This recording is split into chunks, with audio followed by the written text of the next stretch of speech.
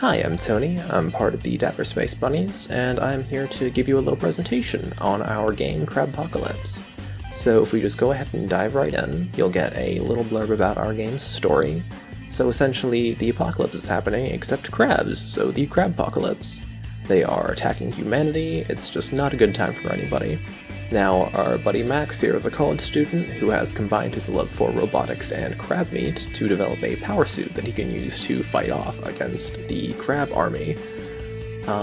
His suit isn't complete though, he's missing a part, which he's trying to get from his buddy's factory. Unfortunately for him, that factory's been overrun, so now Max has to fight his way through if he wants to complete his suit before he can move on to the rest of the world. Now, this factory segment consists of 4 main levels, which serve as sort of the tutorial for the game. Now, this platforming segment and those spike models that I just deactivated with the button over here, this dialogue system, the camera zooms, all of that, were developed by my partner Christian.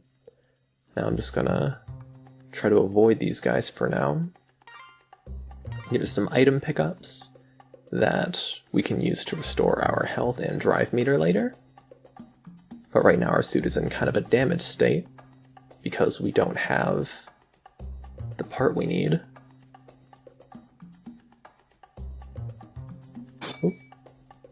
Kind of messed up there, but you know what? This works out. So these tutorials are new, which they're something that I added into the game, in addition to the turn-based segments basically being all me, pretty much. So whenever you come across a new sort of situation in a battle, then you will see one of those tutorials. And once you see one, you've unlocked it and you can view it whenever you want by hitting the escape key.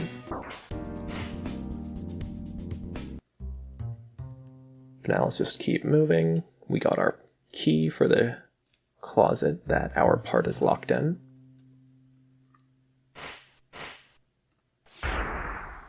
And now we can access our overdrive state. Now this little tile here is a save, so if you see me walk over one and hear a, then that means I just saved. These tiles restore our drive meter. They're only in the starting area so that the player can sort of mess around, because the idea is that our friend set up this area as sort of like a playground for us to test out our new suit after he heard about it, because he's just a little bit eccentric. You'll see that also if we dropkick enemies, then they will just get killed outright if we're in overdrive. You see I missed, so now we've just entered overdrive in battle for the first time, so that's another tutorial. You'll see that we are just a lot stronger, a lot faster, and we can take a hit a lot better.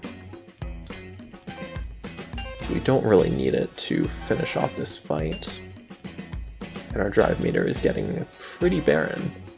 So if we can finish him off, we can keep powering through here. Let's just go ahead and go to the next level. Let's get going.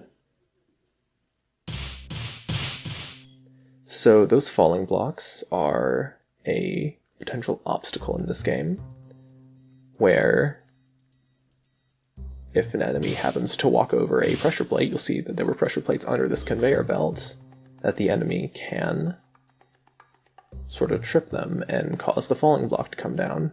This is another kind of pressure plate that drops blocks that stay in the world for a few seconds so they can sort of impede your progress. That one was caused by another crab on a pressure plate down there. And now let's move on. So this third level was basically built entirely by me. Although all the levels were designed entirely, well, the designing of the levels was all 50-50, but actually piecing the levels together, Christian did the first 2, then I did this one. These gunner models are ones that I made, and I'm rather proud of them. They will try to move up and down. If the player gets in its line of fire, it'll start shooting, or you can hit a button to deactivate them and make the RoboCrab fall down. You'll see that when he falls for a second, he'll be in a vulnerable state. We're not going to mess with him for now. Let's just keep on going. You'll see a pit in the ground there. I'll get into the explanation for that in a second, but we'll just breeze right by here. Oh, So underneath the floor there's some more pressure plates like you saw before, and there's a crab walking back and forth that can set these falling blocks down, so you gotta be careful as you make your way up. Oh, that was close. Now if we just go ahead and make our way to the end here.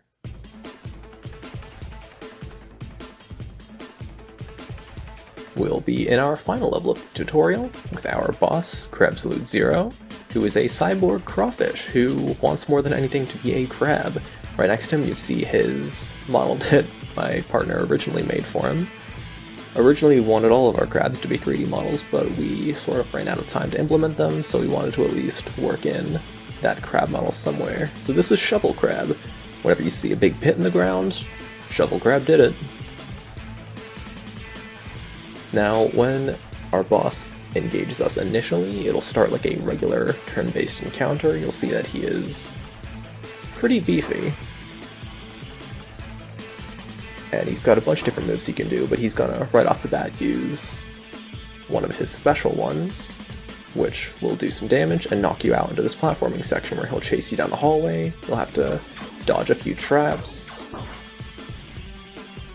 And once you get to the end, there will be a special trap that can stun him, and then you can re-enter with an advantage. So now that we're sitting in a pretty nice spot here, let's just see if we can power through this boss fight. So he's about to try to tackle us out again. If we interrupt him, then, well, he'll stop. But bosses have a special mechanic called a retaliation mechanic, where if you interrupt them, then they will get some sort of benefit. In this guy's case, he will get a speed buff for one turn, so it's hard to keep locking him into a loop of interruptions. He really likes that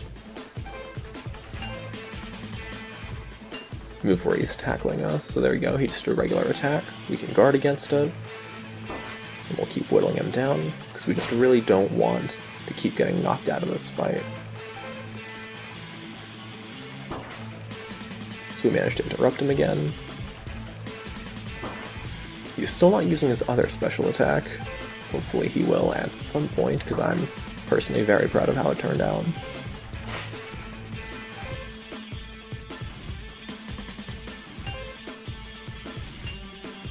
One of these days.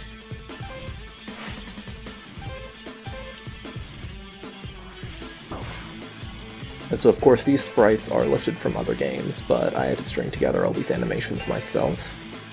I'm personally very happy with how they turned out. Okay, here we go. So one of his other moves is that he can summon his crab arm as an ally in battle. It moves pretty fast on the timeline, but its actual cast speed is very low. It's pretty strong and it's pretty far along there, so I don't think I'll be able to interrupt it in time. But if it doesn't take very much damage normally, but if you manage to destroy it, then you can sort of disable a lot of his systems. And he won't be able to get the speed boost anymore, and yeah, it'll just be a bad time for him. So let's see if we can try to go ahead and deal as much damage as we can to this guy by interrupting him to deal double damage. So you saw I just took a bunch of damage and returned to him.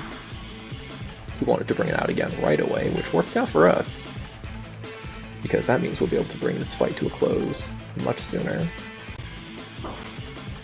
Now that we've destroyed the claw, you'll see that he's just stuck without it, and he can only deal 5 damage to us at a time, and he's mad, so he'll just keep doing basic attacks over and over again. Which means that we should hopefully be able to finish this up relatively quickly.